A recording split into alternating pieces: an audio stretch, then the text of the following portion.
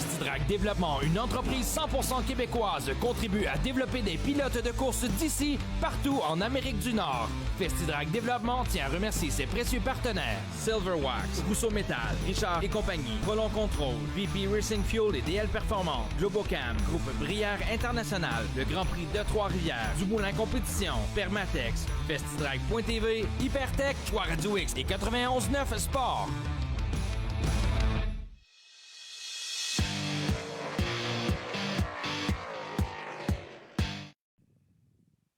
Il est le grand Manitou du Grand Prix de Trois-Rivières. Vous l'entendez régulièrement sur les ondes de RDS lors des épreuves de NASCAR. Bien heureux de recevoir Dominique Fugère sur l'émission. Salut Dom, comment ça va?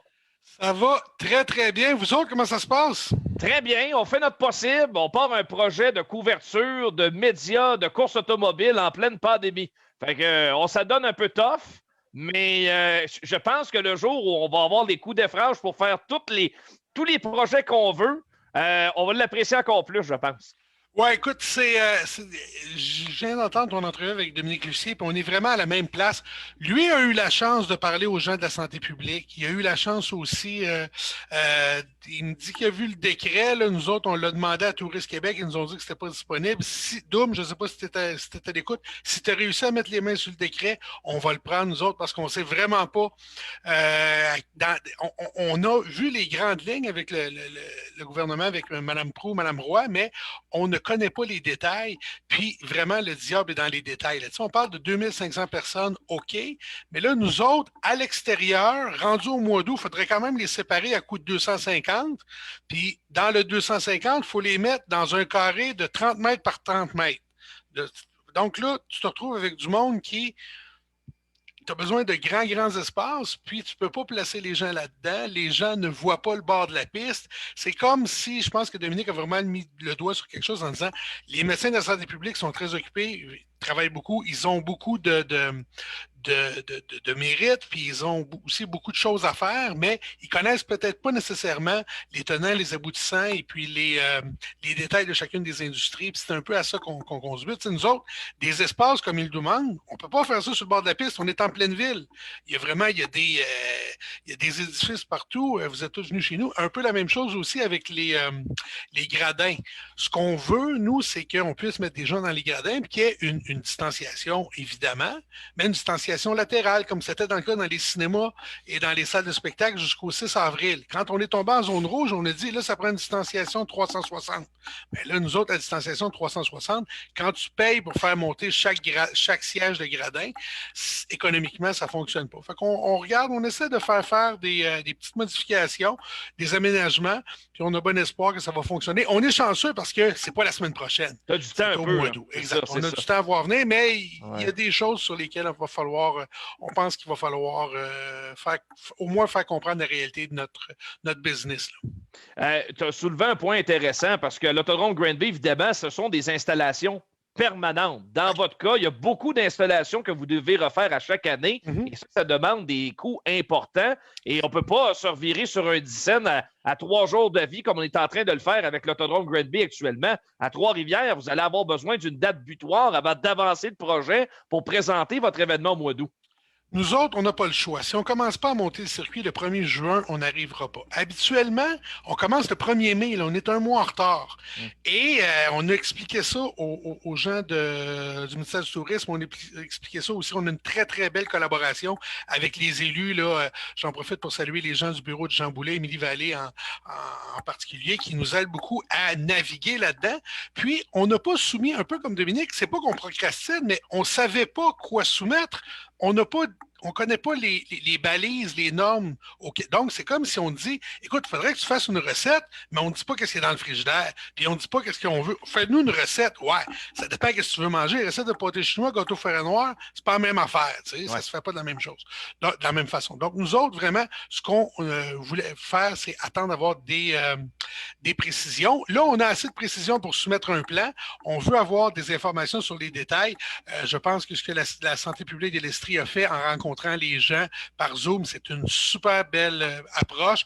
On se souhaite avoir la même chose en Mauricie, mais évidemment, dans le domaine de la santé publique, les directions de santé publique régionales sont chacune indépendantes. Donc, on va voir ce que ça va donner de notre côté. Mais c'est quand même particulier, pareil, Dominique, parce que vous êtes un événement majeur qui a vraiment sa place à Trois-Rivières depuis des années. C'est un événement qui est subventionné en plus par le gouvernement du Québec et vous n'êtes pas capable d'avoir un discours avec la santé publique. Il me semble qu'il y a quelque chose qui ne fonctionne pas dans mon livre à moi. C'est pas qu'on n'est pas capable d'avoir des discours, c'est juste qu'il faut faire les choses dans l'ordre. Nous autres, là, ce qu'on savait, c'est que d'abord, il fallait limiter la contagion. Après ça, il faut vacciner les gens. C'est vraiment important. On ne voulait pas leur soumettre de plan on ne voulait pas être dans leurs pattes, on voulait qu'ils se concentrent sur la vaccination. Là, le plan de vaccination, il est démarré, il est en bonne voie. On va bientôt être rendu à parler de festivals et événements.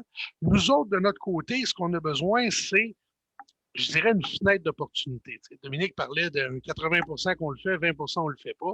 L'année passée, on a fait un super bel événement qui s'appelait Ce soir on char, un festival d'humour avec les gens dans leur voiture. Ça s'est bien passé avec la santé publique. On a soumis notre façon de faire les choses. On les a avertis, on leur a dit qu'on faisait le spectacle qui serait en telle norme. On n'a pas eu de retour, on l'a fait, on n'a pas entendu parler, ça a bien été. Parfait, merci beaucoup, bonsoir. On pense que ça va être un scénario similaire, sauf qu'évidemment, entre attirer 2 fois 800 voitures, puis habituellement, nous autres, là, on attire 140 000 personnes en 2 jours. Ah ouais, c'est ça. On n'est pas du tout dans les mêmes paramètres. C'est sûr que nous autres, faire un événement avec plusieurs zones, ce qu'on veut faire, j'ai vu ce que Dom a montré dans ses gradins là, avec 3 zones de 250 parce qu'ils sont rendus là. Après le 28 juin, on va pouvoir faire des zones indépendantes de 2500. La ministre Proulx, à TVA Nouvelle, elle s'est fait poser la question par Pierre Bruno, et spécifiquement pour le Grand Prix Trois-Rivières. Les gens du Grand Prix Trois-Rivières, qu'est-ce qu'ils vont faire? Et elle a dit, ils peuvent faire plusieurs sites de 2500, en autant qu'ils soient séparés par un demi-kilomètre par les voies publiques. Parfait. Donc, on a fait ça. On pense être capable d'avoir 4 zones d'accueil. Évidemment, on ne peut pas ouvrir les paddocks.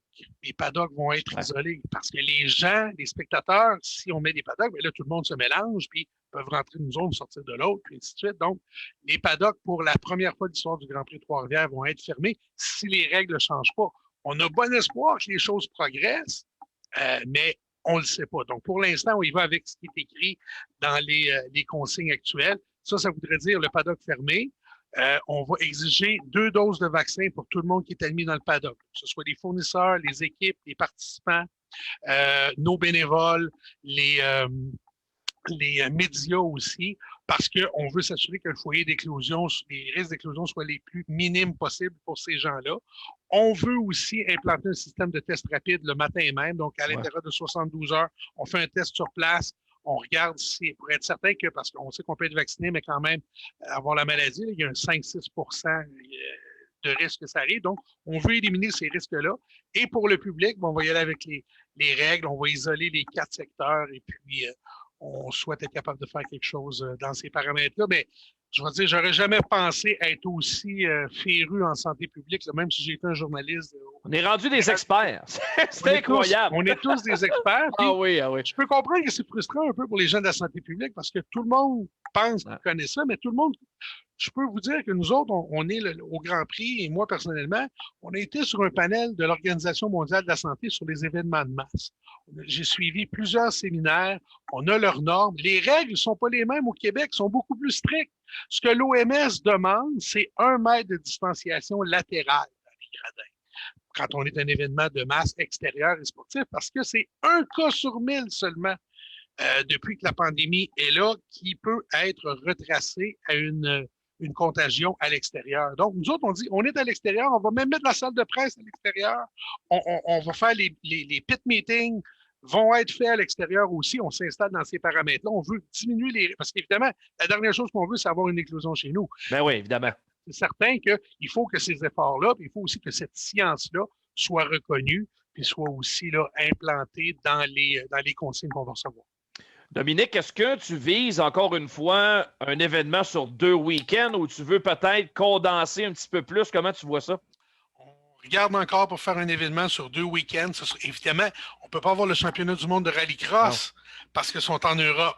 On ne peut pas avoir la série américaine AMA pour les supermotos, sont aux États-Unis. Les frontières sont toujours fermées. Mais ça ne nous empêche pas de faire 2 événements. Le casse-tête qu'on a, comme on se parlait un peu plus tôt, à propos de la construction du circuit, faire 2 circuits, ça prend plus de temps qu'en faire juste un. Là, on a déjà perdu 1 mois de construction. Michel Turcotte, notre constructeur, notre directeur du montage, je le considère comme un des meilleurs au monde. Sans farce. J'en ai vu du monde qui bâtissent des circuits. Je pense que Michel, c'est un des meilleurs au monde pour un circuit de ville. Il m'a dit, il faut qu'on commence au début juin. Je dis OK. Donc, on a pris quelqu'un qui est spécialisé en processus, on l'a assis avec, puis on a dit, on va vérifier ça. Fait qu'on a pris la liste des tâches. Quand il faut monter le coin 6, quand il faut déplacer des pneus, quand il faut peinturer des passerelles, quand il faut faire tout ce qu'on a à faire pour livrer une piste aux normes de la FIA, une piste sécuritaire. Michel nous avait dit le 1er juin, quand la spécialiste en processus a fini de passer dans ce qu'on fait, la date qu'elle nous a donnée, c'est 73 jours, ça donne le 2 juin. Fait que notre gars qui a 40 ans d'expérience, il connaît sa job, il sait combien de temps ça prend, mais ça ne nous permet pas de faire 2 circuits, on le sait. Donc, on va essayer de trouver une formule alternative, mais on va définitivement être sur 2 week-ends d'activité.